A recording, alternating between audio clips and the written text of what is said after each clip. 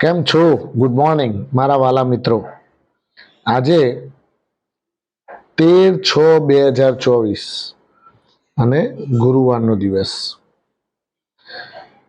છેલ્લા લગભગ 6 થી 7 ટ્રેડિંગ સેશનથી બજારમાં તેજી જોવા મળી રહી છે. મિત્રો, 4 જૂનના રિઝલ્ટ પછી જે 4 જૂનનો જે લો બન્યો નિફ્ટીમાં, એ ફરીથી લો મારા ખ્યાલથી હવે લગભગ અત્યારે હાલ તો દેખાઈ રહ્યું છે કે પોસિબલ નથી, કારણ કે ઘણો મોટો લો બનાવી દીધેલો. એટલે અત્યારે હાલ બજારની અંદર જબરદસ્ત તેજી જોવા મળી રહી છે. આજે ગિફ્ટ નિફ્ટી લગભગ 98 થી 99 પોઈન્ટ પ્લસ બતાવી રહી છે.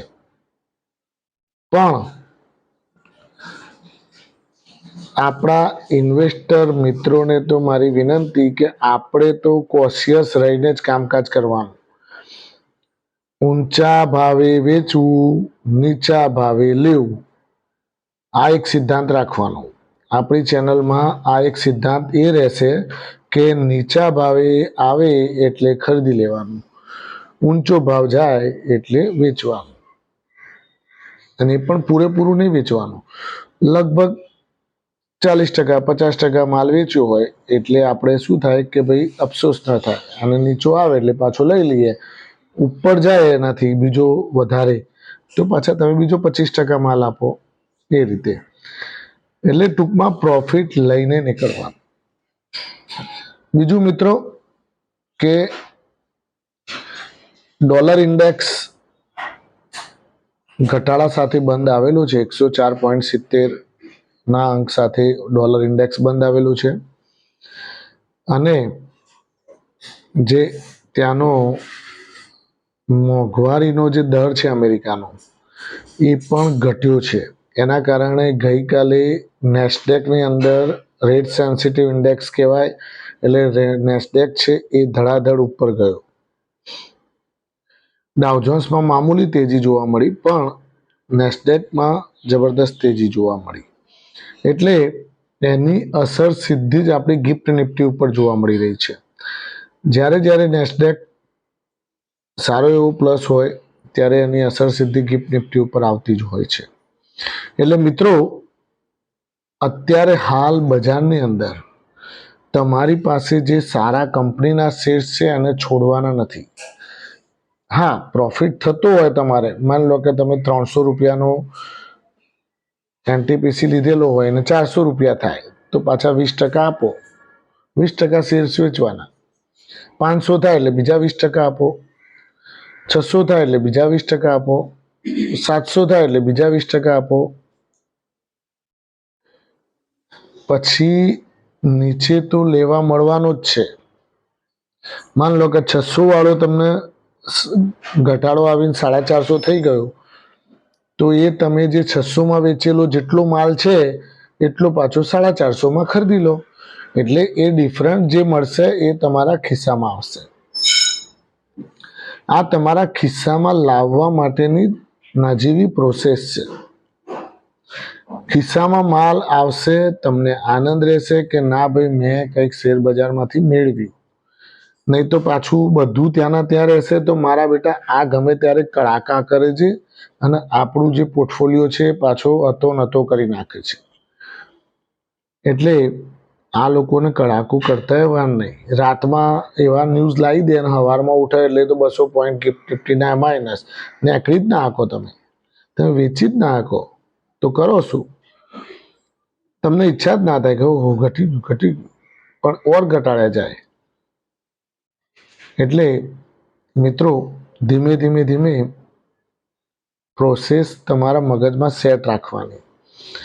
સારા કંપનીના શેર્સ તમારી જોડે રાખવાના, એમાં સહેજ પણ ડરવાનું નહીં. સહેજ પણ ઘટાડો આવે તો પણ ડટ્યા રહેવાનું, કોઈ ચિંતા નથી કરવાની. બીજું કે બજારની અંદર અત્યારે હાલ અમુક ન્યૂઝ બેઝ શેર્સ અત્યારે વધારે ચાલે છે.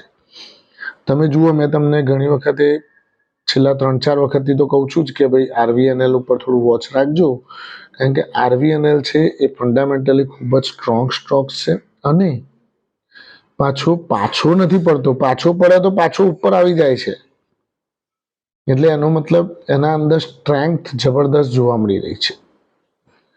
એટલે આરવીએનએલ, ઇરકોન, આ બધા શેર્સ ઉપર ધ્યાન રાખવાનું. ગઈકાલે મેં તમને વાત કરી હતી કે ભાઈ મોઇલ પણ ગઈકાલે 3.5% પ્લસ રહીને બંધ આવ્યો. 529 રૂપિયા, 507 રૂપિયા પરમ દિવસનો બંધ હતો. ઓઇલ ઇન્ડિયા પણ તમે જુઓ, મેં તમને 647 રૂપિયા રિકમેન્ડ કરેલો, ગઈકાલે 662 રૂપિયા બંધ આવ્યો. એટલે સારા શેર્સ તમારી જોડે પોર્ટફોલિયોમાં રાખશો એટલે તમારે એમાં જોવું નહીં પડે. બીજું મિત્રો કે કોલ ઇન્ડિયા તમે જુઓ, પરમ દિવસે ઓએનજીસી ચાલ્યો હતો, ગઈકાલે કોલ ઇન્ડિયા ચાલ્યો.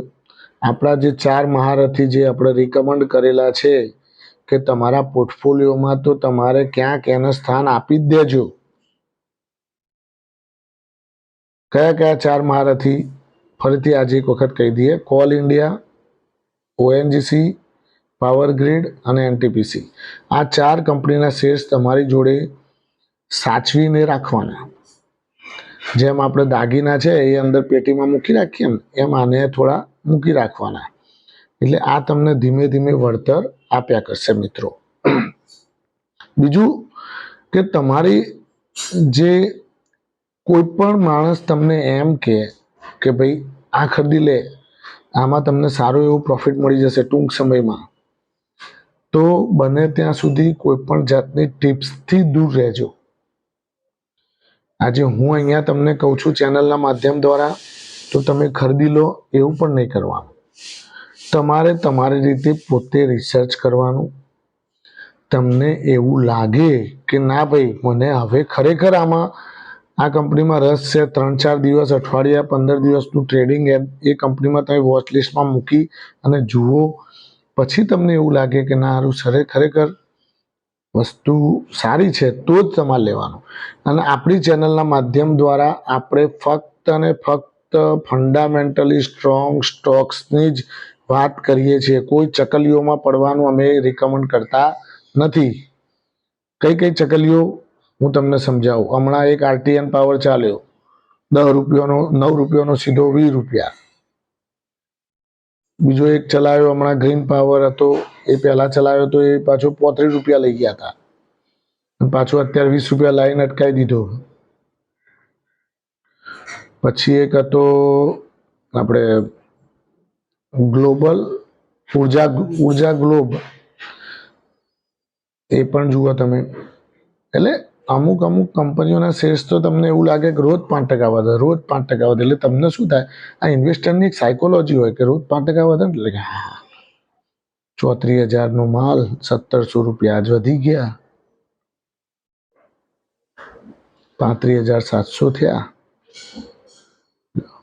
આવું ગણગણ કરે અને પછી જ્યારે ઘટવા માંડે એટલે અવળો થઈ જાય એટલે 29,000 આવી જાય, ડબ દઈને આરું સેલર સર્કિટ ખોલ જ નહીં.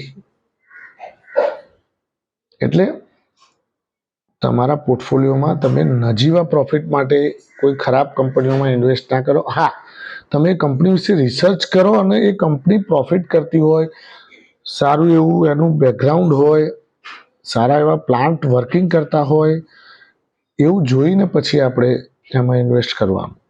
તો મિત્રો, થેન્ક યુ વેરી મચ. આજે આપણે આટલી જ ચર્ચા કરીશું. આવતીકાલે ફરીથી પાછા બજારમાં મળવાનું છે.